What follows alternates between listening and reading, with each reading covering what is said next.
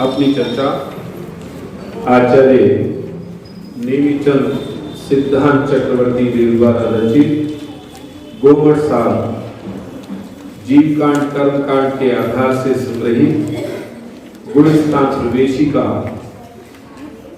की चर्चा चल रही है। अपन 10 गुणस्थानों की चर्चा कर चुके हैं। जो बच्चे बोल रहे हैं मैं बिल्कुल उनको पीछे की तरफ उठा के भेजूंगा, ध्यान से सुनेंगे बिल्कुल। अब मैं पहले आपसे 10 के 10 गुणस्थान के नाम पूछूंगा। पहला गुणस्थान का नाम, दूसरे गुणस्थान का नाम, तीसरे का, चौथे का, पांचवे का, छठे का, सातवें का, आठवें का, नौवें का, 10वें का और 11वें का, जिसकी चर्चा आज अपन करेंगे। देखो 10 गुणस्थान तक तो कसाय का सद्भाव है। 10वें गुणस्थान तक जीव को सूक्ष्म लोभ का उदय रहता है। लास्ट में तक भी गौरव भाई राग रूप कषाय है। अपन ने 2 प्रकार से कषाय के विभाग करे थे ना, एक राग रूप और एक द्वेष रूप। तो लोभ कषाय राग रूप कषाय में है, लोभ कषाय। तो 10वें गुणस्थान में सूक्ष्म लोभ का उदय है। यहां तक कषाय का सद्भाव है, भले ही वो अबुद्धि पूर्वक है। लेकिन 11वें गुणस्थान से उपरिम गुणस्थानों में कषाय का उपशम है अथवा अभाव है। 11वें गुणस्थान में कषाय का पूरा उपशम है, दबाव है। जरा सी भी कषाय का उदय उस गुणस्थान में नहीं है। देखो आपने 4 प्रकार के चारित्र भी सुने होंगे, है ना? समझ में आ रही बात? उन 4 कौन से 4 प्रकार के चारित्र? एक का नाम सम्यक्त्वाचरण, जिसको आचार्य कुंद महाराज ने संभवतया अष्टपाहु में लिया है। सम्यक्त्वाचरण चारित्र, उसको स्वरूपाचरण भी कहते हैं, ठीक है? लेकिन कुछ लोगों को ये स्वरूपाचरण कहने पर थोड़ी सी आपत्ति दर्ज होती है कि आप स्वरूपाचरण नहीं कहो, सम्यक्त्वाचरण कहो। तो हमें कोई परेशानी नहीं है, आप सम्यक्त्वाचरण कहो या स्वरूपाचरण कहो, हमें दोनों में कोई परेशानी नहीं है। तो पहले नंबर पर स्वरूपाचरण अथवा सम्यक्त्वाचरण चारित्र, जो चतुर्थ गुणस्थानवर्ती को कहा है। कौन से गुणस्थानवर्ती को? चौथे गुणस्थानवर्ती को। देश चारित्र, समझ में आई बात? वो कौन से गुणस्थानवर्ती को होता है? 5वें गुणस्थानवर्ती को। तीसरा सकल चारित्र, वो होता है 6ठे गुणस्थान से लेकर के और 10वें गुणस्थान तक। आप इन सभी मुनिराजों को सकल चारित्र में ले सकते हैं। वैसे 6वें और 7वें गुणस्थान वर्ती मुनिराजों को सकल चारित्र कहा। समझ में आ गई बात? और 11वें और 12वें, ध्यान से सुनना मेरी बात को, 11वें और 12वें गुणस्थान वर्ती मुनिराजों को यथाख्यात चारित्र कहा है। कौन सा चारित्र कहा जाता है? यथाख्यात। 11वें वालों को भी यथाख्यात और 12वें वालों को भी की। हाँ, निर्मलता की अपेक्षा तो दोनों के यथाख्यात चारित्र है, लेकिन एक के कषाय दबी हुई है, उसका वह यथाख्यात चारित्र छूटने वाला है। समझ में आ गई बात? वो छूट जाएगा नियम से, क्योंकि उसने कषाय को दबाया है। और 12वें गुणस्थानवर्ती जिन्होंने कषायों का क्षय किया है, उनका वह चारित्र कभी भी छूटेगा नहीं। वो तो आगे केवल ज्ञानी होकर के मुक्ति होंगे। समझ में आ गई बात? फिर वो बोलता हूं 4 प्रकार का चारित्र, सम्यक्त्वाचरण अथवा स्वरूपाचरण 1, देश चारित्र, सकल चारित्र, यथाख्यात चारित्र। स्वरूपाचरण अथवा सम्यक्त्वाचरण चारित्र चतुर्थ गुणस्थानवर्ती को, देश चारित्र पंचम गुणस्थानवर्ती को, जिनमें क्षुल्लक इल्लक आदिकाएं आती हैं, और सकल चारित्र 6वें 7वें गुणस्थानवर्ती को भी, और ऊपर आप 10वें गुणस्थान तक भी ले तो कोई आपत्ति नहीं है, सकल चारित्र तो होता ही है। और 11वें और 12वें गुण स्थानवर्ती मुनिराजों को यथा ज्ञान चारित्र होता है। अब अपन उपशांत मोह की गाथा पढ़ते हैं। 2-3 बातें इसमें महत्वपूर्ण मैं आपको बताऊंगा, फिर आगे 12वें गुण स्थान की ओर अपन चर्चा करेंगे। बेटा नहीं, बिल्कुल डिस्टर्ब नहीं कर, जब ध्यान रखना बिल्कुल। आचार्य श्री नेमीचंद ने गोमठ सात जीवकांड गाथा 61 में उपशांत मोह गुण स्थान की परिभाषा निम्नानुसार दी है। कतक फल जुद जलम वार, कतक फल जुद जलम वार, सरे सर्वाणियं वाणिमलयम्,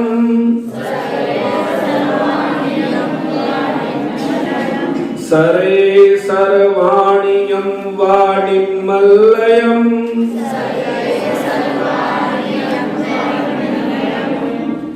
सेलो वसंत मोहो,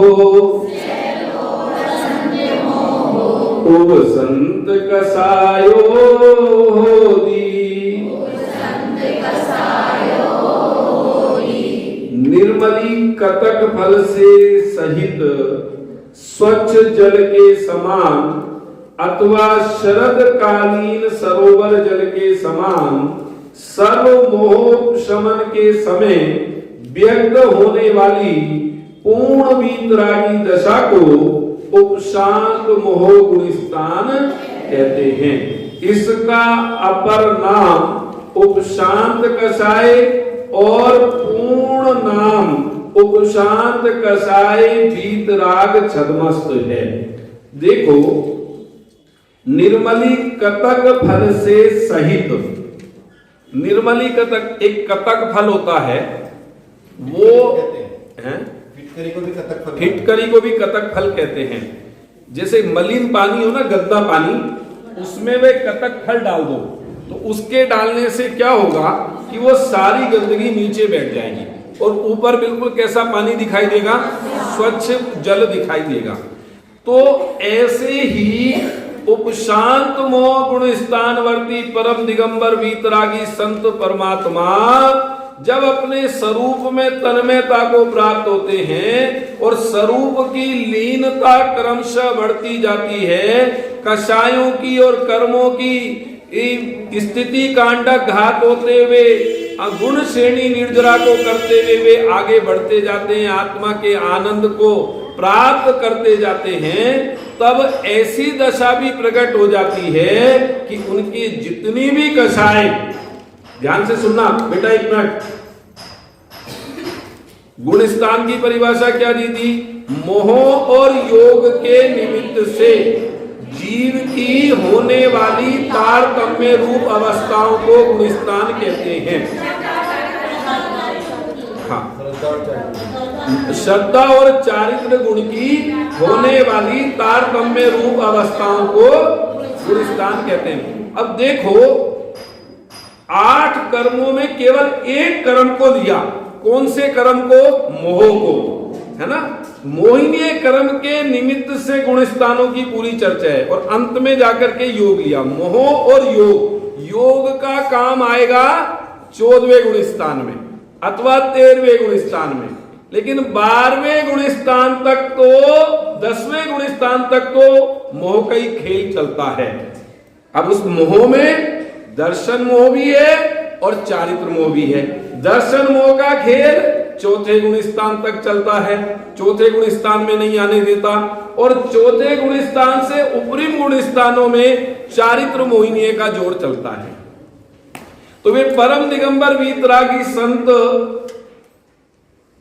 वे जब स्वरूप में लीन होते हैं तो स्वरूप की लीनता जैसे बढ़ती है, वे कर्मों को दबाते हुए चले जाते हैं।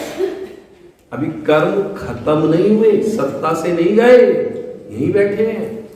समझ में आई बात? जैसे उदाहरण, कोई चोर चोरी करने आया हो और पुलिस का सायरन सुन करके वो छुपक करके बैठ जाए, तो वो चोर अभी घर में विद्यमान है, भागा नहीं है, वो तो सायरन के प्रभाव से छुप गया है। माने अब यहां पर ऐसे लगाना, मुनिराज के उग्र पुरुषार्थ के कारण वह चारित्र मोहिनी की कसाय दब गई है, इतना सा समझ में आ गई बात। मलिन पानी में कतक फल डाला, सारी गंदगी बैठ गई और जल ऊपर का स्वच्छ दिखाई देता है। इसलिए 11वें गुण स्थानवर्ती मुनिराज के भी यथाख्यात चारित्र कहा। जैसा चारित्र जिनके संपूर्ण कषायों का अभाव हो जाएगा 12वें गुण स्थानवर्ती मुनिराज के होता है, वैसा ही चारित्र इन 11वें गुण स्थानवर्ती को कहा। और देखो एक और बात ध्यान से सुनना, जो 11वें गुण स्थानवर्ती हैं वे अगर आप वास्तव में विचार करो ना, वे पूर्ण सुखी हो गए। क्या नाम राजकुमार जी, क्योंकि दुख मोहिनीय कर्म से है और 11वें गुण स्थान में पहुंचने वाले जीव के मोहिनीय का पूरे की पूरी मोहिनीय की का अनुदय है, वर्तमान में अभी व्यक्त नहीं है, लेकिन उसे अनंत सुखी नहीं कहते। पूर्ण सुखी तो हो गए लेकिन वो सुख छूटने वाला है, क्योंकि गिरेंगे ना, क्षीण मोही के भी पूर्ण सुखी कहलाएंगे लेकिन वो भी अनंत सुखी नहीं कहलाएंगे। अनंत की संज्ञा तो 13वें में जाकर के प्राप्त होगी। ध्यान से सुनना, क्या अंकित भाई बताइए, सुख में कमी नहीं। बोलो अच्छा, अब चारित्र गुण में होना क्या है? भाई मोहिनी के कारण दुख है ना, रमणता रूप अरमणता रूप तो मोहिनी के कारण है ना, माने मतलब चारित्र मोहिनी है। अब वो तो पूर्णता हो गई, अब वो कषाय को उन्होंने दबा रखा है। किसी गजब की दशा है मुनिराज की कि जब स्वरूप में गुप्त होते हैं तो बाहर की ये सारा कर्मों में खेल चलता है, ये सारे कर्म उन्होंने दबा दिए हैं। देखो अब इसका ये शब्दार्थ देख लेते हैं। उपशांत कषाय वीतराग। और एक और बात, 11वें गुण स्थानवर्ती मुनिराज भी छदमस्त हैं। छदमस्त मतलब जानते हो, अल्पज्ञ, अल्पज्ञानी। ओ क्या कह रही कैलबला आंटी, किनको कह रहे? कौन से गुण स्थानवर्ती? परम घोर तपस्वी मुनिराज भी अल्पज्ञानी। हाँ, तो ये किसकी अपेक्षा अल्पज्ञानी कहा? कि केवल ज्ञानी की अपेक्षा। समझ में आई बात? क्योंकि केवल ज्ञानी के ज्ञान में तो लोकालोक झलकता है, वहां तक भी अल्पज्ञता है। इसीलिए इस गुण स्थान का नाम पूरा क्या लिखा? उपशांत कषाय वीतराग छदमस्त। जहां तक छदमस्त है जीव वहां तक अल्पज्ञ है, माने अल्पज्ञानी है। और अल्पज्ञानी का अर्थ मिथ्या ज्ञानी नहीं होता, ध्यान से सुनना। बहुत सारे लोग अल्पज्ञानी का अर्थ मिथ्या दृष्टि मानने लगते, नहीं। चतुर्थ गुण स्थानवर्ती भी अल्पज्ञानी। चतुर्थ की छोड़ो, जब 11वें और 12वें गुण स्थानवर्ती मुनिराज तक अल्पज्ञ में आए, समझ में आई कि नहीं है बात? क्योंकि केवल ज्ञान तो नहीं हुआ ना, तो अल्पज्ञ है। समझ में आ गई बात? देखो क्या लिख रहे हैं। उपशांत कषाय अर्थात दबी हुई कषाय। उपशांत मतलब दबाना और कषाय मतलब कषाय है। वीतराग वर्तमान में सभी रागों से रहित। छदम अर्थात ज्ञानावरण दर्शनावरण के सद्भाव में विद्यमान अल्प ज्ञान दर्शन में माने स्थित रहने वाला, अर्थात ज्ञानावरण दर्शनावरण के सद्भाव में रहने वाला। सर्व कषायों का उपशांत हो जाने से सर्व रागादि के अभाव रूप वीतराग का प्रकट होने पर भी, क्या गजब की बात है। गजब के जिन शासन को पढ़ो तो हृदय की कली कली खिल जाएगी। पूर्ण वीतरागी है, सर्व रागादि का अभाव होने पर, अभाव होने पर भी, वीतरागता प्रकट होने पर भी ज्ञानावरणी का क्षयोपम होने से छदमस्त अर्थात अल्पज्ञ ही है। और यहां तो जरा मरा सा ज्ञान हो जाता है तो हमें ऐसे लगने लगता है मैं चोड़ा और बाजार लेना। आपको पता है? नहीं पता। मेरे जैसा ज्ञानी नहीं है कोई भी, हमें ऐसा लगता है सबको। और हमारे को ये अंगुली के नखून के बराबर भी ज्ञान नहीं है। किस हो पता है? अज्ञानी को ज्ञान का अहंकार होता है। किसको? जिसको ज्ञान नहीं होता ना, उसी को ज्ञान का अहंकार होता है, और ज्ञानी को अहंकार का त्याग होता है। ज्ञानी के जीवन में विनम्रता होती है। ज्ञानी लदे हुए फलों से लदे हुए वृक्ष के समान नमता है, और अज्ञानी क्या, वो वृक्ष की आती है ना, कौन सा वृक्ष, वो खड़े वृक्ष की तरीके से हर समय अकड़ा रहता है कि यानी कि मैं ही सब कुछ हूं। ताड़, अब जो भी वृक्ष। इसलिए ज्ञानी के जीवन में 8 प्रकार के मद नहीं होते। ज्ञानी के जीवन में सरलता, सहजता होती है। समझ में आई कि नहीं है बात? देखो लिखा, चारित्र कौन सा? यथा क्या चारित्र। आ गया, मिल गया सबको। और काल होता है अंतर्मूरत। यह उत्कृष्ट काल 2 क्षुद्र भव प्रमाण है। क्षुद्र भव का मेरे को भी ख्याल में नहीं है, फिर कभी आपको शंका होगी और फिर कभी अपन शिविर लगाएंगे तो उसकी ओर चर्चा करेंगे। मरण की अपेक्षा जगन्य काल एक समय है, माने उत्कृष्ट काल एक अंतर्मूरत, और मरण की अपेक्षा एक समय, माने कोई मुनिराज 11वें गुण स्थान में पहुंचे पहले समय में और वही उनका मरण हो जाए, तो उसकी अपेक्षा उनका जगन्य काल उस गुण स्थान में रहने का। समझ में आई बात? वो कितना? एक समय। समझ में आ गई बात? चलिए, गमनागमन उपशांत मोहि मुनिराज के निज शुद्धात्म सन्मुख पुरुषार्थ की यहां तक ही प्रगति करने की योग्यता होने से ऊपर गमन नहीं होता। क्या कहा? निशुद्धात्मा के अनुभव से इतना पुरुषार्थ करके यहां तक तो पहुंच गए, लेकिन उपशांत मोहि मुनिराज इससे ऊपर नहीं जा सकते। समझ में आई बात? होगा क्या कि नीचे की ओर 10वें में गमन। जब वो काल पूरा हो जाएगा अंतर्मूरत का, या तो वो फिर 10वें से 9वें में, 9वें से 8वें में, 8वें से 7वें में, ये क्रम तक गिरेंगे 7वें तक।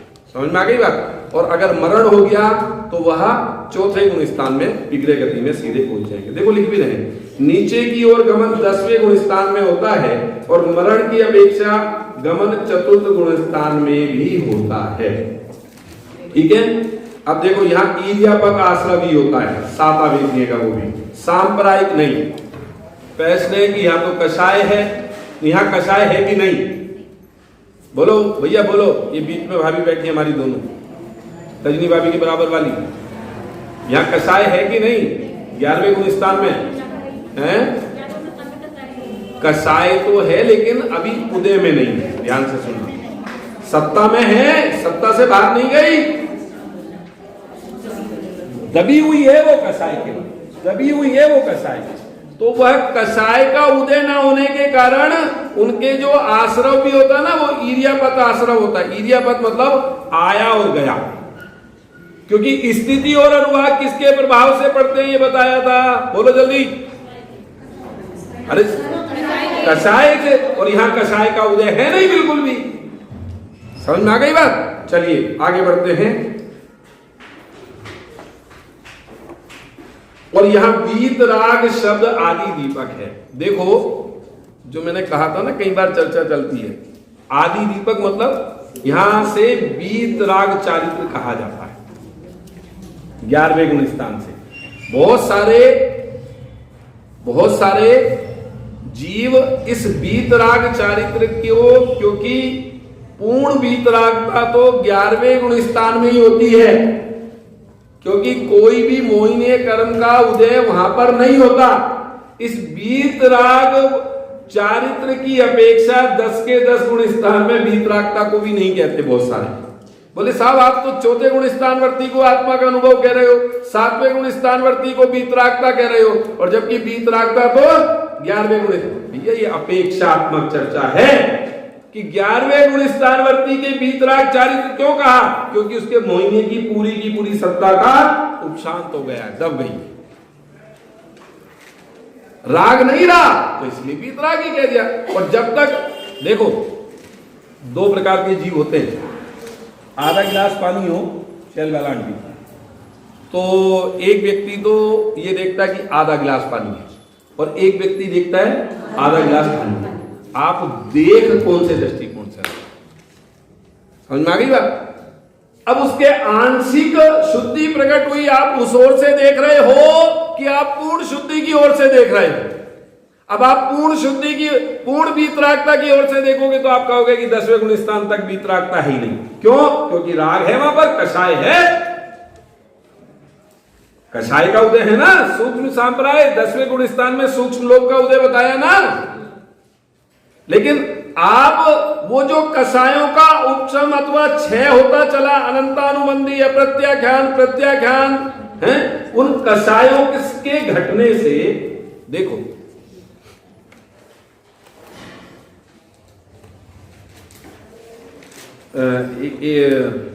एक तरीके से ये समझो, घर में कूड़ा था। अब उसे कैसे समझाऊं मैं? देखो, जैसे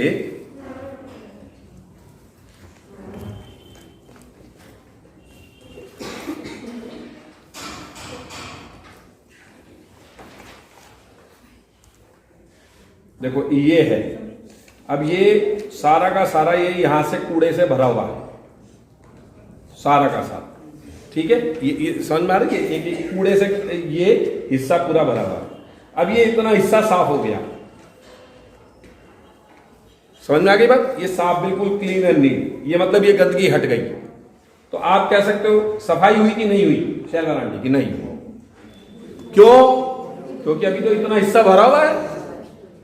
नहीं, यही बात समझ में?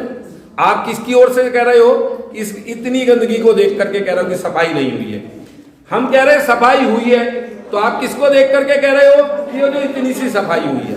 फिर इतनी सी सफाई हुई, यहां तक का क्लियर हो गया पिक्चर। हमने आपसे फिर पूछा, साहब सफाई हुई कि नहीं हुई? कि बिल्कुल नहीं हुई, नहीं हुई है सफाई। तो आप किसे देख करके कह रहे हो कि इतनी गंदगी को देख करके कह रहे हो, इससे ऊपर की गंदगी को? हम किसे देख करके कह रहे हैं कि इतनी को देख करके कह रहे हैं। फिर यहां तक आए हैं अपन, बोले सफाई हुई कि नहीं हुई? कि नहीं हुई। कि आप किसे देख करके कह रहे हो कि इतनी सी इस गंदगी को देख करके कह रहे हो? हम कह रहे हैं सफाई हुई है, किसे देख के कह रहे हो? कि इसे देख के कह रहे हैं। फिर यहां पर आकर के ये पूरा का क्लीन एंड नीट हो गया। तो हमने आपसे पूछा सफाई हो गई? कि हाँ साहब सफाई हो गई। तो आपने किसको कहा कि अब ये पूरी गंदगी चली गई, तब आपने सफाई मानी। लेकिन भाई साहब एक बात तो बताओ कि अगर ये गंदगी नहीं हटती इतने हिस्से की, तो ये कैसे हटती? और ये नहीं हटती तो फिर ये इस हिस्से की कैसे हटती? और इस हिस्से की नहीं हटती तो फिर इस हिस्से की कैसे हटती? पहले क्रम भी यही है, पहले अनंतानुबंधी कषाय जाती है, फिर अप्रत्याख्यानावरण जाती है, फिर प्रत्याख्यानावरण जाती है, और फिर संजुलन जाती है। राजमार्ग तो यही है। अपवाद मार्ग में सुनना जरा, अपवाद मार्ग में ऐसा भी हो सकता है कि कोई जीव बहुत उग्र पुरुषार्थी हो, तो वह भी अनंतानुबंधी, अप्रत्याख्यानावरण और प्रत्याख्यानावरण को तीनों को एक साथ मिटा दे, लेकिन संजुलन को तो बाद में ही मिटाएगा। जो मुनिराज पहले गुण स्थान से सीधे 7वें में जाते हैं, वो 3 कषाय का उपशम 6 उपशम एक साथ नहीं करते हैं, लेकिन क्रम से ही जाएगी ना कषाय को। अब आप किसको देख करके कह रहे हो? अब ये विवाद का मुद्दा नहीं है, लेकिन कुछ लोग इसे ही विवाद का मुद्दा बना लेते हैं। बोले साहब वीतरागता तो होती नहीं 10वें गुण स्थान तक, आप कैसे कह रहे हो वीतरागता होती है? जिनवाणी में कहा है भाई साहब। आप किसको देख करके बात कर रहे हो, उसकी इस अपेक्षा से हम चर्चा करेंगे। रजनी भाभी कुछ समझ में आ रहा होगा, कुछ नहीं आ रहा होगा, मेरे को मालूम है। समझ में आई बात? गौरव भाई बहुत सारे कहेंगे 10वें गुण स्थान तक वीतरागता होती नहीं। क्यों? क्योंकि 11वें गुण स्थान में वीतरागता प्रकट होती है, इसलिए लिखा यहां पर वीतराग शब्द आदि दीपक है, अर्थात वीतरागता यहां से प्रारंभ होती है और 12वें आगे के गुण स्थानों पर्यंत तक रहती है। आदि दीपक का मतलब समझ गए? आदि पीछे से बोलो। आदि दीपक मतलब यहां से वीतरागता प्रारंभ हुई। आदि मतलब प्रारंभ, अंत मतलब जहां पर समाप्त हो गया, और मध्य यानी बीच वाला। जैसे ज्ञानी की संज्ञा चौथे गुण स्थान से प्रारंभ होती है। ध्यान से सुनना, ज्ञानी की संज्ञा चतुर्थ गुण स्थान से प्रारंभ होती है। समझ में आ गई बात? और गुण स्थानातीत तक सब ज्ञानी है, सम्यक ज्ञानी है। उनको तो पूर्ण हो गया बात। एक तरीके से अपन ये माने कि 12वें गुण स्थान तक, 13वें में तो सर्वज्ञ सकल परमात्मा और गुण स्थान के बाद गुण स्थानातीत निकल परमात्मा। तो सम्यक ज्ञानी कौन से गुण स्थान तक? 10वें गुण स्थान तक। संज्ञा कहां से प्रारंभ होगी सम्यक ज्ञानी की? चतुर्थ गुण स्थान से। समझ में आई कि नहीं आई बात? यहां से आदि दीपक है। जैसे मैंने नमोकार मंत्र में लोई शब्द का बताया था, अंता दीपक है वो, क्योंकि अंतिम पद में है लोई सब शब्द। प्रारंभ में भी लगाएं तो फिर वो आदि दीपक कहलाता। और क्या नाम, मध्य आचार्य प्रवेश टीके में लगाते तो मध्य दीपक कहलाता। ठीक है, चलो फिर मैं भी खुलासा करूंगा तो भी मैं फिर भूल जाऊंगा पूरे के पूरे गुण स्थान, मतलब पढ़ा नहीं पाऊंगा, है ना। चलिए अब देखो, वीतराग शब्द आदि दीपक है, तीसरे नंबर का पॉइंट। यहां से ऊपर के सभी गुण स्थानवर्ती जीव वीतरागी ही होते हैं, है ना। मैंने आपको बताया ना कई कई विषयों पर विवाद, जिसको आप विवाद नहीं है लेकिन समझना नहीं चाहते हम लोग, आगम की अपेक्षाओं को, जिसको हमारे जय भगवान जी कह रहे थे ना कि स्यादवाद का अर्थ जो बताते वो नहीं, स्यादवाद का अर्थ है अपेक्षा से समझना। आप गिलास को आधे को देख करके कह रहे हो भरा हुआ है, तो ये एक अपेक्षा है। आपने किसकी अपेक्षा कहा आधे गिलास पानी को कि भरा हुआ है? कि साहब हमने आधे गिलास में पानी है ना, उस पानी को देख करके भरा हुआ कहा। आपने खाली कैसे कहा उसी गिलास को? कि हमने उस खाली हिस्से को देख करके खाली कहा। इसका नाम है स्यादवाद। समझ में आ गई बात? अब वो स्यादवाद से तो समझ में आ सकता है, हट धर्मिता से कभी जिनागम समझ में आ सकता नहीं है। गलती हो तो स्वीकार करो। आचार्यों ने लिखा, भैया दौलत राम जी ने लिखा, सुधी बुद्ध, हाँ, सुधी सुधार पढ़ो सदा जो पाओ भवकूप। सुधी मने ज्ञानी। अगर कोई गलती हो गई हो तो उसमें सुधार कर लेना। अब सुधार करने का मतलब ये नहीं है कि आप उसके अर्थ का अनर्थ कर दो। समझ में आई बात? आचार्यों ने अपनी लघुता प्रकट की है भैया। हम और आप तो किस खेत की मूली हैं, इसलिए समझना। चलिए, 11वें गुण स्थान से पतन के दो कारण होते हैं, एक काल क्षय और एक भव क्षय यानी आयु क्षय। ठीक है, अरे समझ में आ गई बात? ठीक है, काल क्षय का मतलब अंतर मुहूर्त का समय दिया ना, जैसे तो अंतर मुहूर्त के बाद वह उस गुण स्थान से मुनिराज गिरेंगे नियम से, और गिर करके 10वें में, 9वें में, 8वें में और 7वें में। ठीक है, यहां तक क्रम चलेगा उनका। ठीक है, लिखा आयु 6 से या काल 6 से होता है। ठीक है,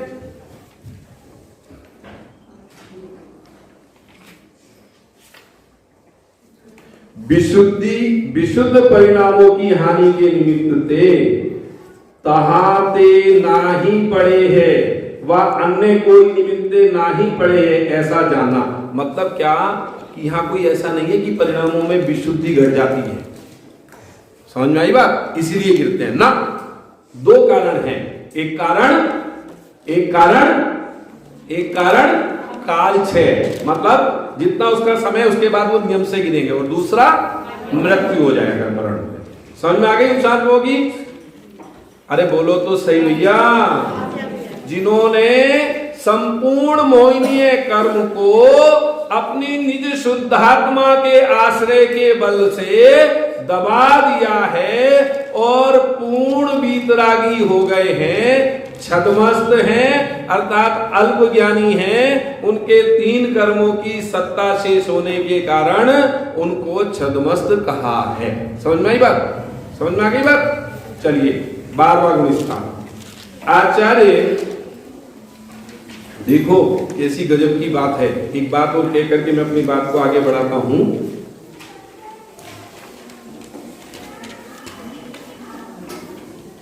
परिणामों की कैसी विचित्रता है कि जीव 1 मिनट में तो कहाँ थे 11वें गुण स्थानवर्ती परम दिगंबर वीतरागी संत, और गिरते गिरते अगर आ जाए तो पहले गुण स्थान में भी आ जाते हैं वे मुनिराज।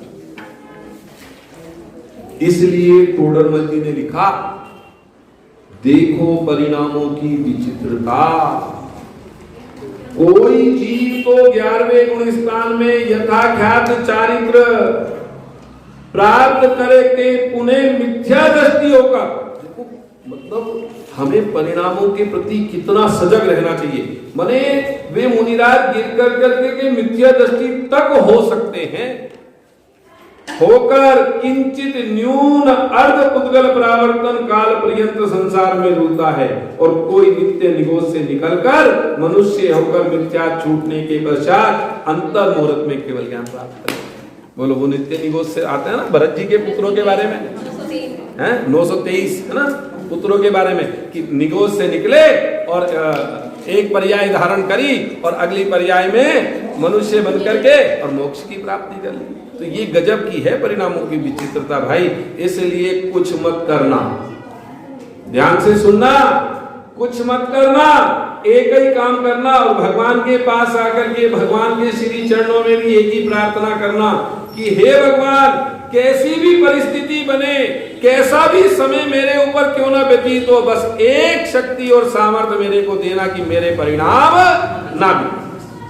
अगर भगवान के पास भी आकर के कुछ मांगने की इच्छा है ना, तो ये भगवान के जीवन चरित्र को सुनकर के, भगवान के पुराण में जो गाथाएं, जो कथाएं आती हैं, उनको पढ़ कर करके यही निर्णय करो कि हे भगवान, बस मैं आपकी शरण में आया हूं, आया तो अपने पूर्ण स्वरूप को प्राप्त करने के लिए, अपने जीवन में आप जैसी शक्ति और सामर्थ्य को जागृत करने के लिए आया हूं।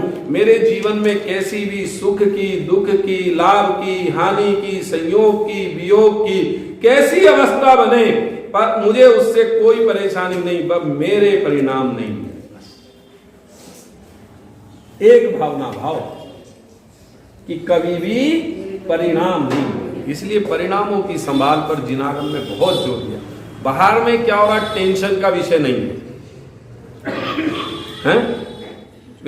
5 पांडव मुनिराज उपसर्ग हो गया, कोई परेशानी नहीं, समझ में आई बात। और यहाँ घर में बैठे हैं, एसी में बैठे हैं, फलाने में बैठे हैं, सुख सुविधाओं में बैठे हैं, फिर भी परिणामों का कोई ठिकाना नहीं, मलिनता की ओर जा रहे हैं। इसलिए भैया परिणाम बिगड़ने का बहुत भय रखना।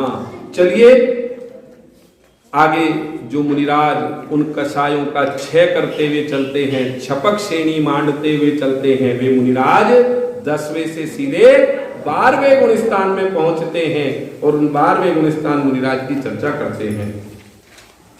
निःशेष क्षीण मोहो, निःशेष क्षीण मोहो,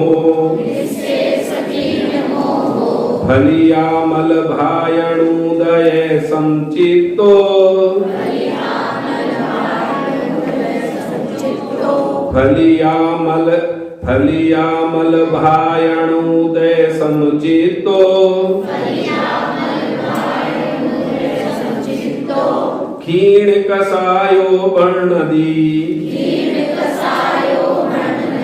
निगंतो वीय रायिं,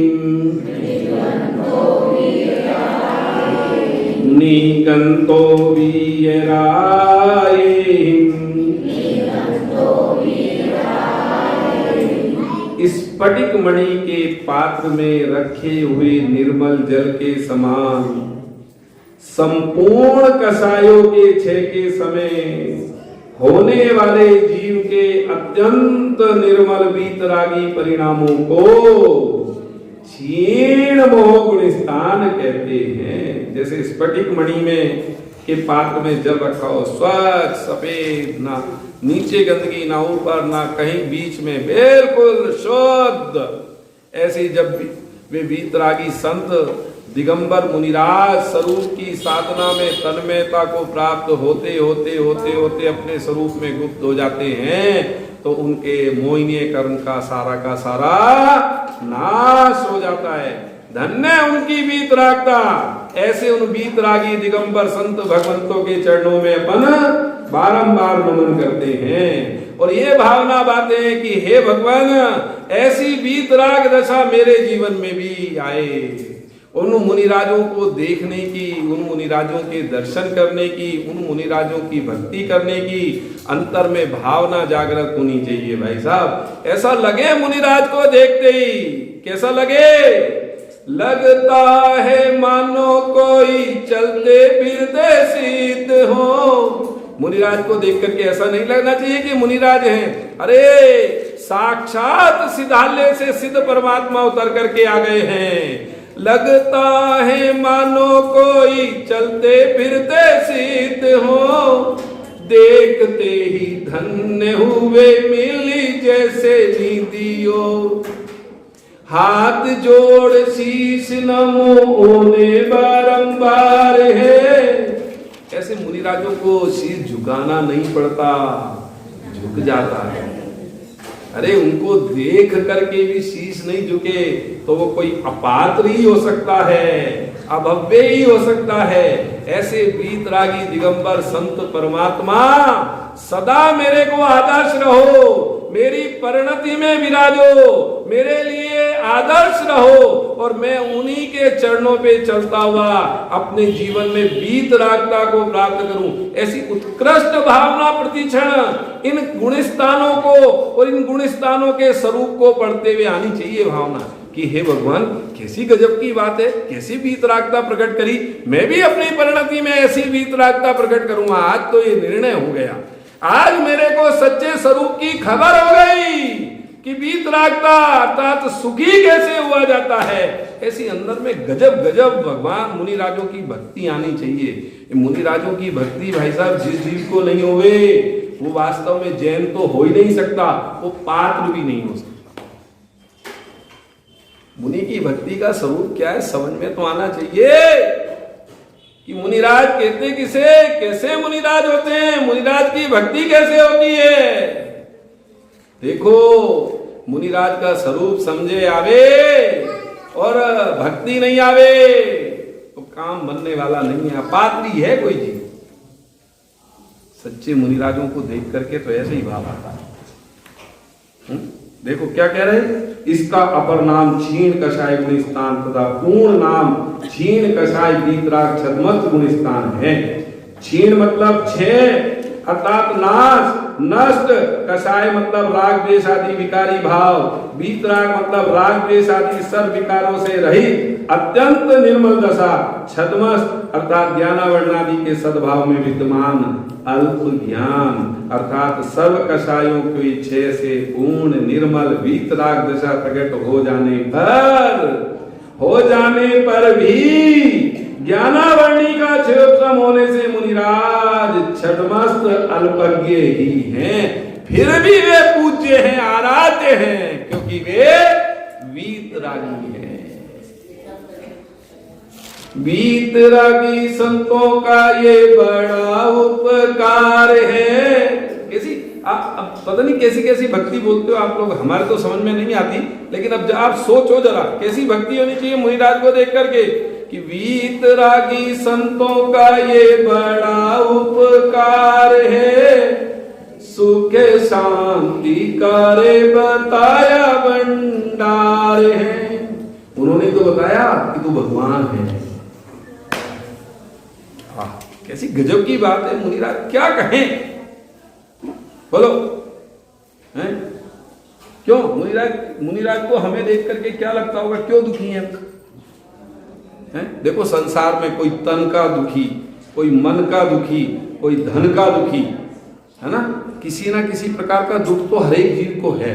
लेकिन मुनिराजों को क्या लगता होगा हमें देख करके कि मुनिराजों को लगता है कि भैया ये सच्चे ज्ञान के अभाव में दुखी है, ये स्वरूप को समझे बिना दुखी है। ये दुख तो संसार में रहता ही है, तन का दुख, मन का दुख और धन का दुख, तीनों ही दुख है ना संसार में। और इन तीनों दुखों को मिटने का उपाय एक, जिनवाणी माँ की शरण में आ जाओ, वो बताएगी कि तीनों दुख के मिटने का क्या उपाय है।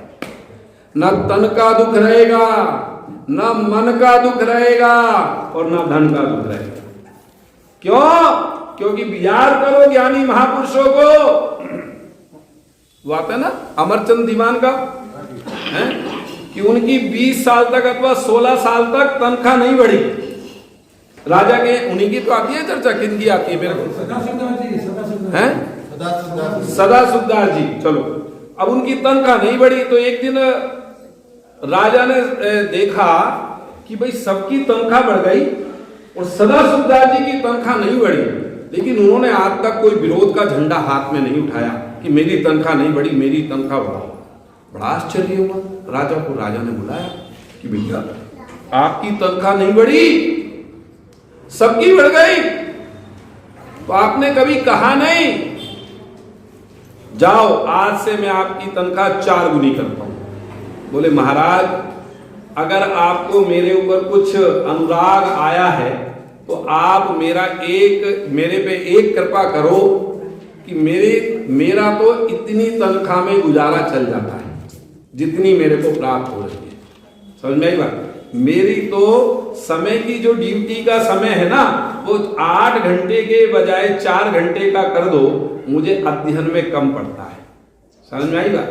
तो ज्ञानी के जीवन में कितना परिवर्तन आता है, आप सोच करके देखो। वो धन के लिए नहीं, दोनों की राशि एक है ना, धन और धर्म है, वो धन के लिए नहीं धर्म के लिए दौड़ता है। और जो व्यक्ति धर्म के लिए पुरुषार्थ करता है उसे जीवन में कोई दुखी करने वाला पैदा नहीं हुआ। सतियों के उदाहरण उठा करके देख लो, महापुरुषों के उदाहरण उठा करके देख लो, कैसी भी दशा में रहे लेकिन धर्म का अवलंबन रहा तो उन्हें दुखी नहीं कर पाया कोई भी जगह। और हम तो जरा जरा सी बात पर दुखी होने को तैयार ही बैठे, जैसे ये तो अभी आपने इसे छेड़ा नहीं और इसने रोना चालू नहीं किया, ऐसी हमारी और आपकी हालत है। जरा सी बात पर दुखी होने के माने देखो, ज्ञानी जरा सी बात को निमित्त बना करके वैराग्य को उत्पन्न करते हैं और अज्ञानी उन जरा सी बातों को निमित्त बना करके कषाय बढ़ाते हैं। अंतर समझ में आया दोनों में, ज्ञानी और अज्ञानी में? अज्ञानी कषाय बढ़ाता है जरा सी बात से और ज्ञानी वैराग्य उत्पन्न करता है। ये अंतर है ज्ञानी और अज्ञानी की सोच। समझ में आई बात? ऐसे वीतरागी संत जिनके पूर्ण वीतरागता हो गई है, अर्थात मोहिनीय कर्म का संपूर्ण नाश हो गया है और उनके यथा क्या चारित्र है। अंतर्मुहूर्त उस गुण स्थान का समय होता है और यहां से वे मुनिराज सीधे 13वें गुण स्थान में गमन करते हैं। कौन से गुण स्थान में जाते हैं मुनिराज? 12वें से सीधा एक ही गुण स्थान है ऊपर की ओर, 13वें गुण स्थान में जाते हैं। और इसके अंतिम 3 समय में 3 कर्मों का नाश होता है, ज्ञानावर्णी, दर्शनावर्णी, अंतराय। मोहिनी का तो पहले कर दिया। समझ में आई बात की नहीं? अंतिम 3 समयों में ज्ञानावर्णी, दर्शनावर्णी और अंतराय कर्म का नाश कर देते हैं और उनका शरीर परम औदारिकता की ओर बढ़ जाता है। उनके इस, क्योंकि औदारिक शरीर है ना अपना, 5 प्रकार के शरीर होते हैं कि नहीं बताए, फिर भी सुन लो क्योंकि लास्ट में लिखो ना लिखो आप, लेकिन ख्याल में होने चाहिए। शरीर भी 5 प्रकार के होते हैं। आपके कितने शरीर है सुधा भाभी? 3? अरे बाप रे, अरे आपसे नहीं पूछा नहीं, अब हमें नहीं पता आपके कितने शरीर है, हमने आपसे पूछा 3। देखो जी, ये बैठी तो एक है और ये कह रही है कि मेरे 3 शरीर। कि हाँ, ये कोई ज्ञानवान जीव कह सकता है, क्योंकि 3 शरीर कौन कौन से बोलो? हाँ, वेरी गुड। औदारिक, तेजस और कारवाण, और 2 और बचे, वैकीर्यक और आहारक। ये 5 शरीर होते हैं। समझ में आई बात? 3 शरीर से रहित कोई जीव नहीं होता है। विग्रह गति में मात्र 2 शरीर होते हैं, तेजस और कारवाण। समझ में आई कि नहीं बात? आई बात समझ में कि नहीं? तो ये जिनके औदारिक शरीर वाले होते हैं, हमारे और आपके शरीर में अनंत निगोदिया जीव राशि है। समझ में आई बात? अरे भैया बात मत करो, हमारे और आपके शरीर में अनंत निगोदिया जीव राशि है। और जब वे मुनिराज 13वें गुण स्थान की ओर बढ़ते हैं तो देखो क्या लिखा, औदारिक शरीरधारी छद्म जीवों के शरीर में निरंतर अनंत निगोदिया जीव विद्यमान रहते हैं, परंतु क्षीण कसाय छद्मस्त जीव के प्रथम समय से ही, माने क्षीण गुण स्थान में जैसे ही वे प्रवेश करेंगे प्रति समय अनंत बादल निगोदिया जीवों का निकलना प्रारंभ होता है। और इसके अंतिम समय में सभी बादल निगोदिया जीवों के अभाव से अनंतर समयवर्ती 13वें गुण स्थान के पहले समय में जीव परम औदारिक शरीरधारी हो जाता है। समस्त निगोदिया जीव राशि 12वें गुण स्थान का अंतिम समय और 13वें गुण स्थान का प्रथम समय वे परम औदारिक शरीर के धारी ऐसे अरहंत पद को प्राप्त कर लेते हैं। बोलिए अरहंत परमेश्वरी भगवान की। ऐसी दशा प्रकट होती है, ऐसी गजब अरहंत दशा, परम औदारिक शरीर 13वें गुण स्थान में होता है। समझ में आई बात की नहीं आई? चतुर्थ गुण स्थान से यहां तक सभी जीव अंतरात्मा संज्ञक हैं, सब अंतरात्मा की श्रेणी में आते हैं। जिनको सम्यक ज्ञानी कहा था ना, चौथे से लेकर के और 12वें गुण स्थान तक सब अंतरात्मा है। क्षीण मोह यहाँ आदि दीपक है, यानी कि ऊपर के सारे गुण स्थान क्षीण मोह वाले होते हैं। और देखो क्या गजब की बात, यहाँ छद्मस्त शब्द अंतः है। यहां तक 12वें गुण स्थान में पहुंचने वाले मुनिराज भी अल्पज्ञ हैं। समझ में आई बात? 4 ज्ञान के धारी हो सकते हैं, मति ज्ञान, शुद्ध ज्ञान, अवधि ज्ञान और मने प्रिय ज्ञान, लेकिन केवल ज्ञान जब तक नहीं होता तब तक अल्पज्ञ कहलाता है। ऐसी बीतराग दशा को प्राप्त हुए मुनिराज 12वें गुण स्थानवर्ती होते हैं और उनके संपूर्ण मोहिनी कर्म का नाश हो जाता है। और यहां पर शुक्ल ध्यान का 3 घातिया कर्मों के नाश के लिए अंतर मुहूर्त पर्यंत एकत्व वितर्क शुक्ल ध्यान शुद्धोपयोग का होना आवश्यक है। यहां पर उनको एकत्व वितर्क शुक्ल ध्यान होता है। ध्यान कितने प्रकार के बताए थे? कौन कौन से? आर्त ध्यान, रोद्र ध्यान, धर्म ध्यान और बहुत बढ़िया, बहुत सुंदर। चलिए, आप लोगों ने बहुत कुछ याद किया है, वास्तव में प्रशंसनीय है, अनुमोदनीय है। 13वां गुण स्थान आचार्य नेमिचंद ने गोमटसार जीव कांड गाथा 63 और 64 में संयोग केवली गुण स्थान की परिभाषा दी है। अब हम किनका स्वरूप समझ रहे हैं? कौन से अरहंत परमेष्ठी कौन कहलाते हैं? जो हमारी वेदी में विराजमान है ना। जितनी भी प्रतिमाएं होती हैं सब अरहंत परमेष्ठी की होती हैं। सुनो भैया ध्यान से, भाभी, ये वेदी में विराजमान भगवान कौन से हैं? अरहंत परमेष्ठी होती है। समझ में आ गई बात? जितनी भी प्रतिमाएं होती हैं वो सब अरहंतों की ही होती हैं। और एक वो सिद्ध भगवान की भी जो आकार वाली होती है ना, जी निराकार। अच्छा, ये जो सिद्ध भगवान यहाँ पर हैं, 2 भगवान है ना, ये निराकार है कि साकार है? नहीं, अभी आपसे नहीं पूछा, अभी वो बताएंगे। सुजाता भाभी ने कहा ना निराकार। अरे अब मैं ये नहीं पूछा कौन सी वेदी में, मुझे बताओ वे निराकार है कि साकार? आपको आकार नहीं दिखाई दे रहा? निराकार किसे कहते हैं बताओ जरा मुझे। अरे बोलो, बोलो जी, आप बोलो। हैं? अरे बस सुनो एक मिनट, आप निराकार हैं कि साकार है पहले तो ये बताओ सिद्ध भगवान। निराकार हैं तो ये आपको आकार, निराकार का अर्थ क्या होता है पहले तो ये बताओ मुझे। जिसका कोई आकार नहीं, तो आपको आकार दिख रहा कि नहीं दिख रहा? अरे बोलो, दिख रहा है तो फिर निराकार क्यों हुए? हैं? देखो साहब, इतना नहीं पता। हाँ जी, बाद में चर्चा के लिए समय देंगे। आंटी ने कहा कि रात को मेरे पास आना, तो हम भी जाएंगे। और वहां पे फिर नाश्ता पानी भी होगा, मतलब कल दिन में सुबह को, रात को नहीं, रात को तो करना भी नहीं चाहिए, है ना। तो कल अपन चल के दोनों चले, आप भी आ जाना, मेरे को फोन कर देना, मैं भी आ जाऊंगा, दोनों आंटी से चर्चा करेंगे, ठीक है ना। निराकार होते कि नहीं?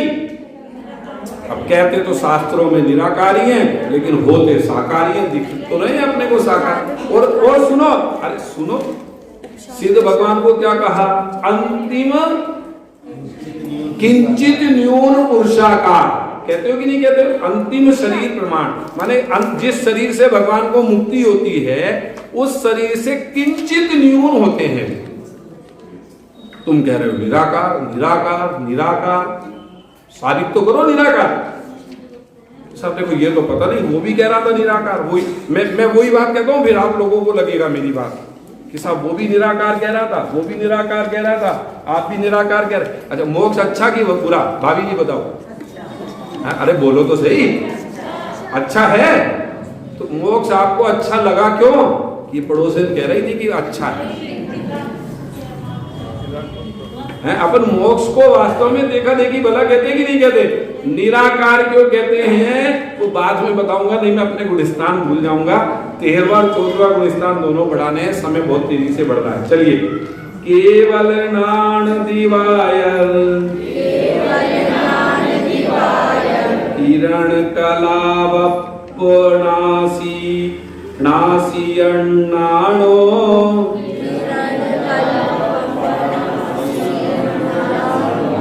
केवल नाण दिवायर किरण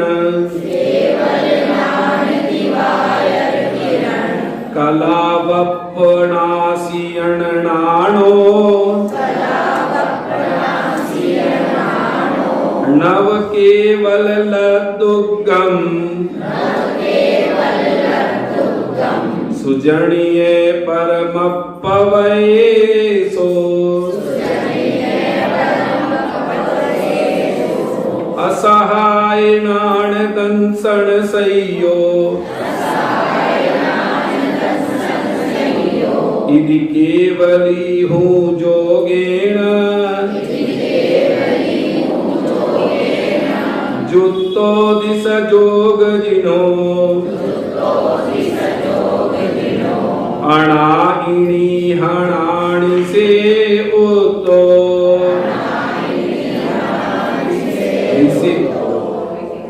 ऋषि है उत्तो।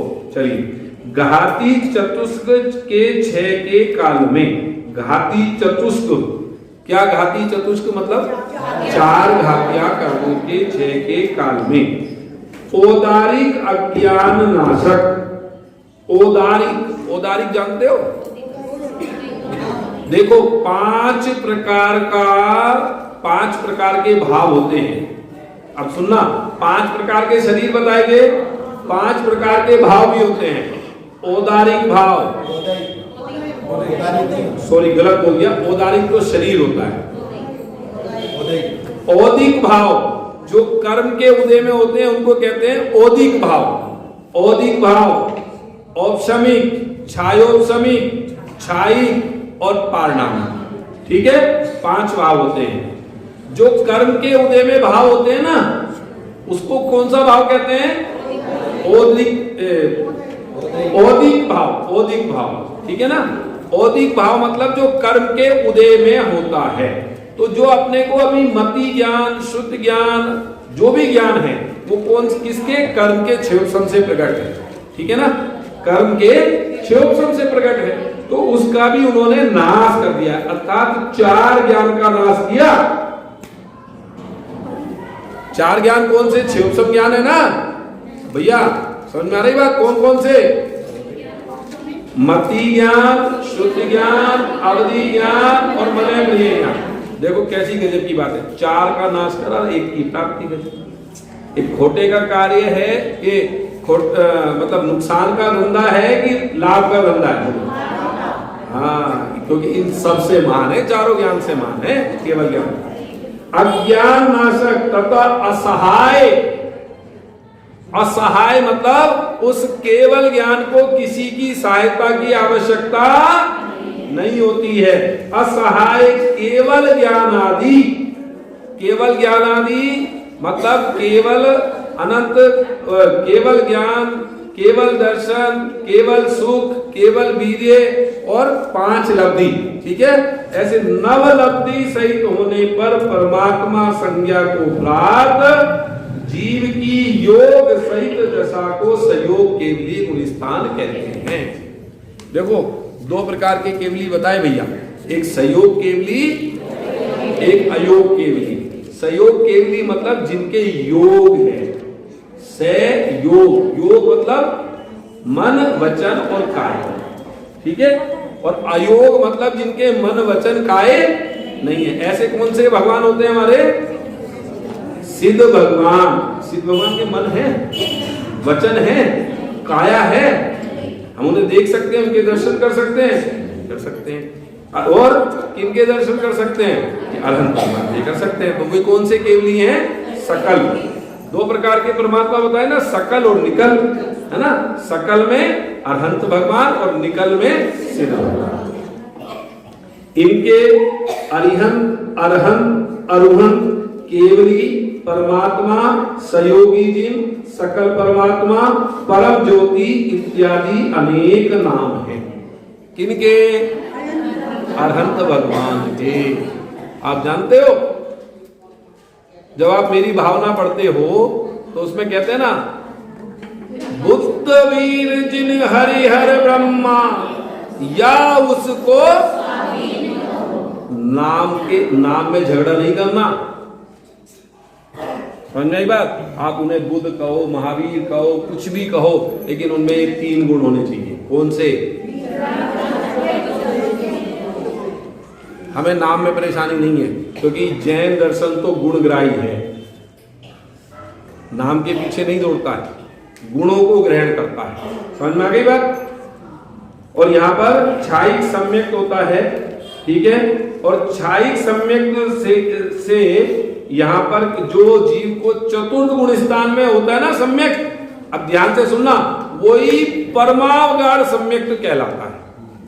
जैसी श्रद्धा चतुर्थ गुण स्थानवर्ती को प्रकट हुई थी, वैसी की वैसी हूबहू, उसमें ना 1 इंच ज्यादा ना 1 इंच कम, वैसा का वैसा ही शुद्धात्मा 13वें गुण स्थान में प्रत्यक्ष ज्ञान प्रत्यक्ष होता है। इसलिए उस सम्यक्त को परमावगाढ़ सम्यक्त कहते हैं। देखो कैसी गजब की बात।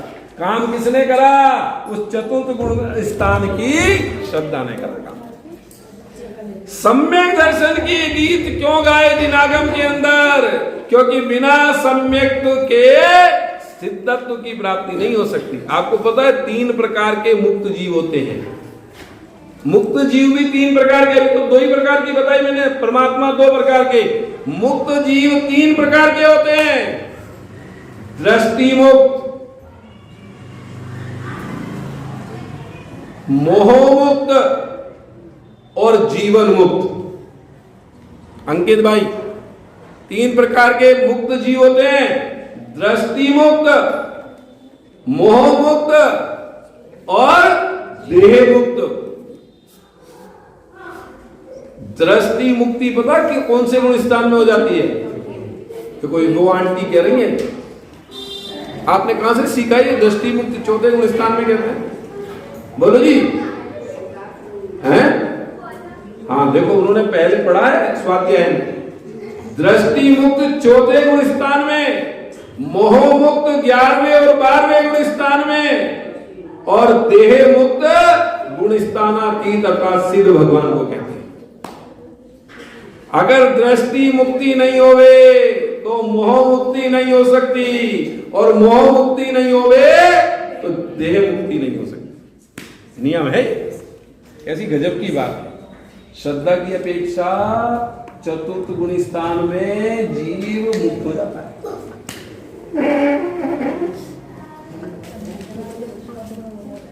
क्या कहा? दृष्टि मुक्त, दृष्टि में आ गया परमात्मा। भाई मेरे को घड़ी दिखा रहे हैं, हाँ ठीक है, वो समय भी हो गया, चलिए। लेकिन मैं आज 15 मिनट लेट चालू हुई भाई, आपकी वजह से कक्षा। और यहां से 14वें गुण स्थान में ही गमन होता है। यहां से ऊपर की ओर कौन से गुण स्थान में गमन होता है? 14वें गुण स्थान में ही जाते हैं।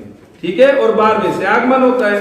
यहाँ केवल ज्ञान संबंधी चारों ओर सुभिक्ष, आकाश गमन, कवलाहार का अभाव आदि अतिशय होते हैं। अर्थात यहाँ पर चारों दिशाओं में जहां पर भी केवल ज्ञानी विराजते हैं, सुभिक्ष हो जाता है, किसी भी प्रकार की कोई रोग आदि व्याधि मारी नहीं रहती है। आकाश में भगवान का गमन होता है, 500 धनुष ऊपर उठ जाते हैं एकदम। कवलाहार किसे कहते हैं? हाथ में लेकर के आकर। हमारे यहाँ आहार नहीं होता है भगवान, समझ में आई बात? और आदि अतिशय होते हैं। मनुष्य सामान्यवत रोग आदि असाता जन्य बाधाएं नहीं होती। जहां केवल ज्ञानी होते हैं, विराजते हैं, उसकी एक सीमा होती है। उस सीमा के अंदर मनुष्यों को किसी भी प्रकार के रोग और असाता जन्य बाधाएं नहीं होती हैं। संयोग केवली जीव अनेक प्रकार के होते हैं। तीर्थंकर केवली, मूक केवली, अंतःकृत केवली, उपसर्ग केवली, सामान्य केवली और समुद्घात केवली। ये 7 प्रकार के बताए थे ना, वो आ गए यहाँ पर। तीर्थंकर भी केवली होते हैं, मूक केवली जिनकी दिव्य ध्वनि नहीं गिरती, अंतःकृत केवली, उपसर्ग होता है, अंतर्मुख में केवल ज्ञान, उपसर्ग होते हुए केवल ज्ञान की प्राप्ति कर लेते हैं। एक सामान्य केवली होते हैं और एक समुद्घात केवली होते हैं। तीर्थंकर केवली 5, 3 और 2 कल्याणक सहित भी होते हैं। 5 भरत और ऐरावत क्षेत्र का नियम है, ध्यान से सुनना, यहां तो पंच कल्याणक वाले ही होंगे। भरत और ऐरावत क्षेत्र में 5 कल्याणक वाले ही तीर्थंकर होते हैं, लेकिन विदेह क्षेत्र में 3 और 2 कल्याणक वाले तीर्थंकर परमात्मा भी होते हैं। इच्छा रहित उपदेश होता है इस गुण स्थान में। समझ में आ गई बात? भगवान की पता है, भगवान को ऐसा भाव नहीं होता कि मैं तुम्हें समझाऊं। समझ में आई बात? पता है भगवान की वाणी दिव्य ध्वनि कैसे गिरती है? भवि, सुनो सुनो, अरे सर्व मागदी नहीं, सुनो। भवि भागन वच जोगे बसाए, भव्य जीवों के भाग से और भगवान के वचन योग से, दोनों का निमित्त बनता है। जब आपको पता है वैसे तो भगवान की दिव्य ध्वनि 3 बार गिरती है, 6 घड़ी, और अगर चक्रवर्ती होवे तो वो किसी भी समय चला जाए तो भी उसका ऐसा पुण्य प्रताप होता है कि उसी समय भगवान की दिव्य ध्वनि गिर जाती है। चक्रवर्ती का ऐसा नियोग होता है, ऐसा पुण्यशाली होता है जीव चक्रवर्ती। तो भगवान की दिव्य ध्वनि कब गिरती है? कि भवि भागन वच, और भगवान का विहार ऐसा नहीं कि पहले से नक्की किया जाता है कि इस जगह को विहार होगा कि नहीं। जिधर भव्य जीव ज्यादा अधिक होते हैं, पुण्यशाली जीव, उधर की ओर भगवान का समोसरण अपने आप स्वयं स्वतः ऑटोमेटिक व्यवस्था है, वो उस व्यवस्था को कोई करता नहीं है। यहां से परमात्मा संज्ञा प्रारंभ है। ठीक है, और तीनों लोग को जानने देखने वाले केवल ज्ञान और केवल दर्शन को प्राप्त कर लेते हैं, एक साथ देखते हैं, इंद्रियों की आवश्यकता नहीं होती है। सम्यक के आज्ञा आदि 10 वेदों में से यहाँ परमावगाढ़ सम्यक होता है। छायिक सम्यक को ही केवल ज्ञान के सद्भाव से परमावगाढ़ कहते हैं। ठीक है, यहाँ संयोग शब्द आदि दीपक है। ठीक है, चलिए देखो, मैं भी उनसे एक बात कर रहा था, किनसे, मनीष जी से, ध्यान है, जीवन मुक्त है ना, यहाँ जीवन मुक्त हो जाते हैं। 4 प्रकार के मुक्त होते हैं, मैंने भी आपको बताए, दृष्टि मुक्त, मोह मुक्त, जीवन मुक्त और देह मुक्त। मैं कह रहा था ना जीवन मुक्त भी आते हैं, वो दोनों को एक कर रहे थे। तो जीवन मुक्त हो जाते हैं 13वें गुण स्थान में। क्यों जीवन मुक्त का मतलब क्या? कि अब उन्हें कोई संसार का संकल्प विकल्प नहीं होता है। नहीं आई बात समझ में? जीवन अपन तो इसी मानते हैं ना, सांसारिक उठा पटक को, ओके जी, तो वो सब खत्म हो जाता है, तो इसलिए वो जीवन मुक्त हो जाते हैं जी। यहाँ संयोग शब्द अंत दीपक है, मतलब यहां तक योग है। अब 14वें गुण स्थान में अपन पहुंच रहे हैं। जय भगवान जी, क्या कह रहे? अब अपन हैं, अब अपन कौन से गुण स्थान में पहुंच रहे? 14वें गुण स्थान पहुंचेंगे, ये बात जरूर नक्की है। मैंने एक दिन वो भजन की एक पंक्ति सुनाई थी, सुनाऊंगा जरूर, अभी भले 5 मिनट आपकी, आज अंतिम दिन है, 18वां दिन है ना, तो कल से तो सुनाऊंगा नहीं मैं आपको, कल से तो सब आप परीक्षा देने आओगे, परसों को एक छोटी सी कक्षा होगी, फिर पुरस्कार वितरण होगा। अब हम लोग इतने पात्र जीव हैं, हम जिनवाणी सुन रहे हैं ना, जिन्हें तो भगवान की दिव्य देशना को तो हम कहाँ मिलेंगे, अगर यहाँ पर भी नहीं कहीं मिलते हैं दोबारा, समझ आई बात? तो अब हम कहाँ मिलेंगे? सिद्ध शिला पे हम सब मिलेंगे। साधुजी में कैसा वात्सल्य, कहाँ मिलने की बात? सिद्ध शिला पे हम सब मिलेंगे, 4 गति के दुख ना सहेंगे, प्रभुता दिखी है आज मेरे मन बसियो जिनीरा। है, चलिए अयोग केवली 14वां गुण स्थान। आचार्य नेमीचंद देव ने गोमरसार जी कांड गाथा नंबर 65 में अयोग केवली गुण स्थान की परिभाषा निम्नानुसार दी है। माने 17 दिनों में से, क्यों राजकुमार जी, 16 दिनों में तो 10 गुण स्थान निपटे हैं, है ना, और एक दिन में 17 दिनों में 10 गुण स्थान, और एक दिन में 4 गुण स्थान। तो अपन उग्र पुरुषार्थ वाले हैं, अपन भी ऐसे फटाफट मोक जाएंगे, इसमें क्या है। आचार्य श्री नेमीचंद ने गोमरसार जी कांड गाथा नंबर 65 में अयोग केवली गुण स्थान की परिभाषा निम्नानुसार दी है। सीले सिंह संपर्तो निरुद्धनि शेष आसवो जीवो,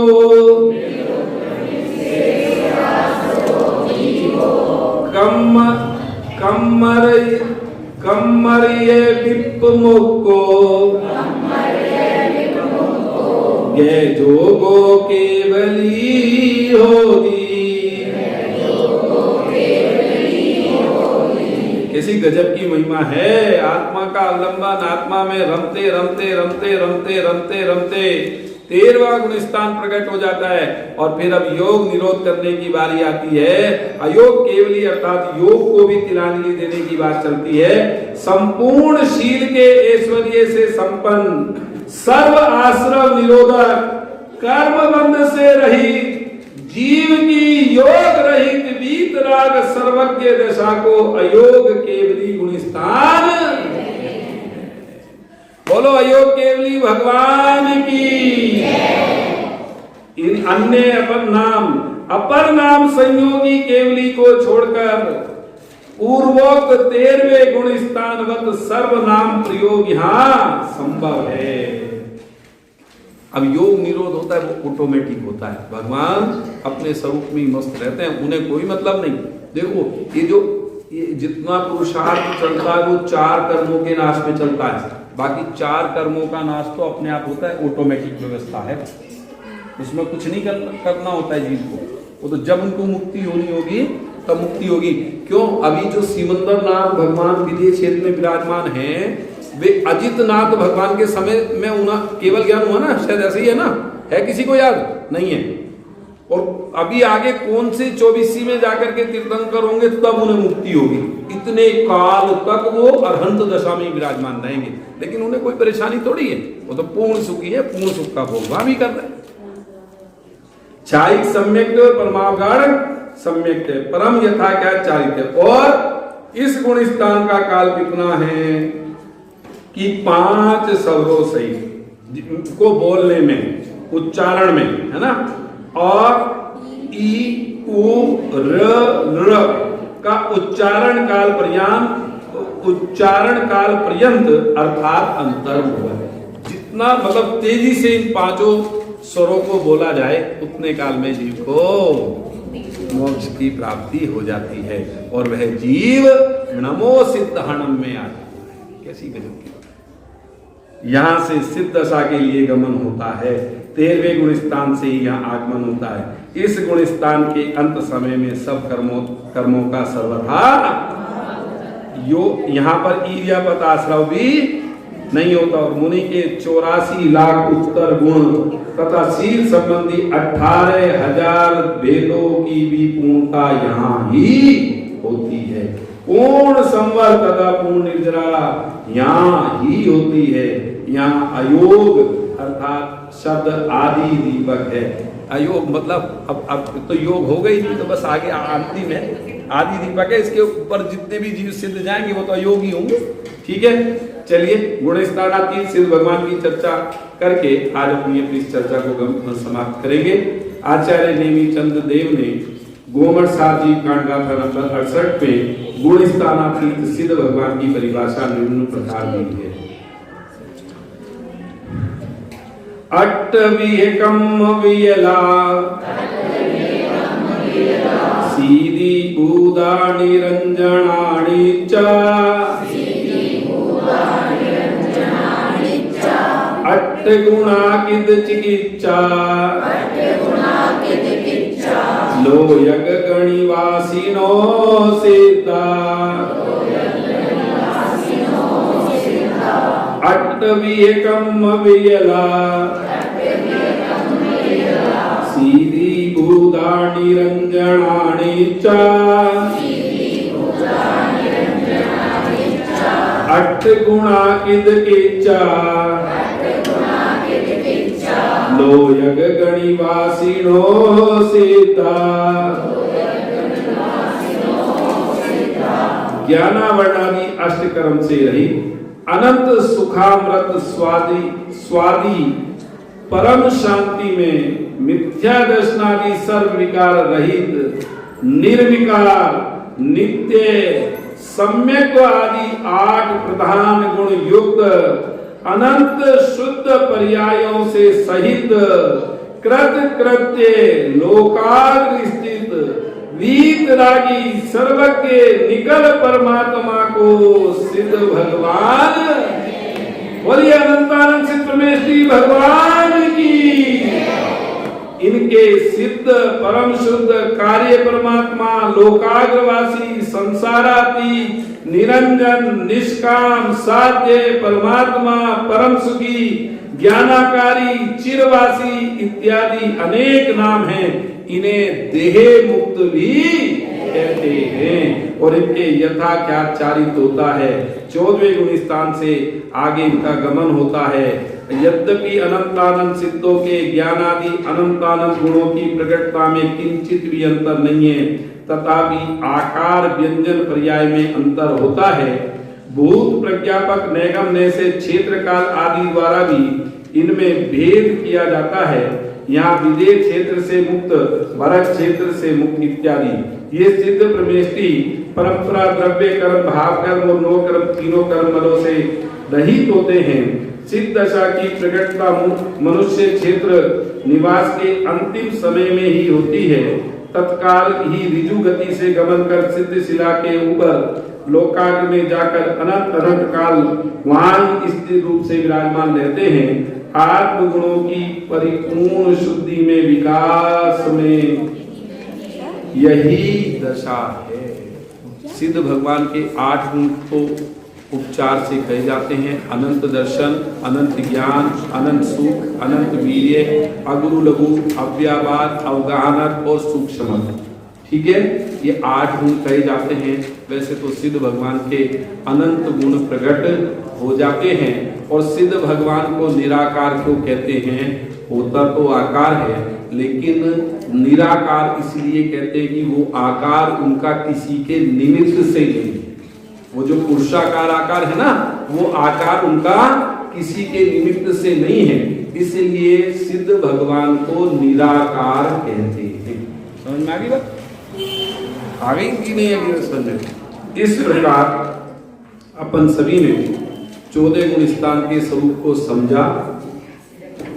कोई त्रुटि, कोई भी गलती या कोई भी कटुक शब्द मेरे द्वारा आप लोगों को कहा गया हो तो मैं उसके लिए हृदय से आप सभी से क्षमा प्रार्थी हूँ, क्योंकि मेरी शैली कुछ इस प्रकार की है कि मैं बहुत जो बात समझाना चाहता हूँ सामने वाले को बहुत कड़क शब्दों में कह देता हूँ। और अभिप्राय, लेकिन उसके पीछे पवित्र ही होता है कि आप लोग उस बात को समझें और अपने हृदय में उतारें। इन 14 गुण स्थानों के स्वरूप को समझ करके अपनी परिणति में हम सभी जीव सम्यक को प्राप्त करें और उत्तरोत्तर इन 14 गुण स्थानों की परिपाटी को पार करते हुए अपने सिद्धत्व को प्राप्त करें। इसी पवित्र भावना के साथ आज की बात समाप्त करते हैं। सभी लोग